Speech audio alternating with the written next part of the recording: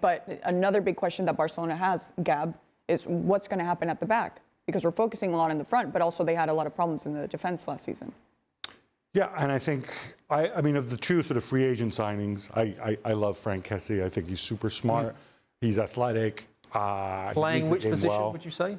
Well, I think what he played towards the end, he's not a I mean, he can play multiple positions, but I don't like him as a defensive midfielder. He's not going to take the place of Busquets, is he? No, his natural replacement would be De Jong. I mean, he would be in the De Jong position, I think, making those runs as a two or potential. But you got Pedri in there too, right? At the Christensen, I'm not obviously there've been non-footballing issues with him. We saw a lot of him at Chelsea, skillful player on the ball, but is he a big upgrade? Eric Garcia, to me, is an absolute mystery. I don't understand. Xavi and Pep have won a lot more than I have, so I defer to their judgment, but I don't see what this guy does well other than he's comfortable. I think you're absolutely right. Yeah. If you're a centre-half or a top-class player, a top-class club, and again, Steve would know all the Liverpool players, they had an attribute you could say, oh, he's brilliant at this. I can't see what Eric Garcia has got. He's not particularly strong. He's not particularly quick.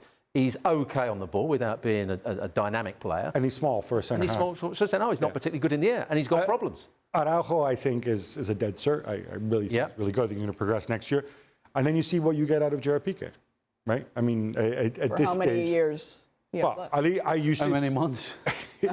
But, I mean, he's still there. He's still a leader, right? And I think the same applies to Busquets as well, because asking Nico to immediately do the Busquets job is going to be really, really tough. And he's still there for a reason. He can still contribute to some degree. But there's a lot of questions. Is the alternative to Dest at right back? Is it Sergio Roberto?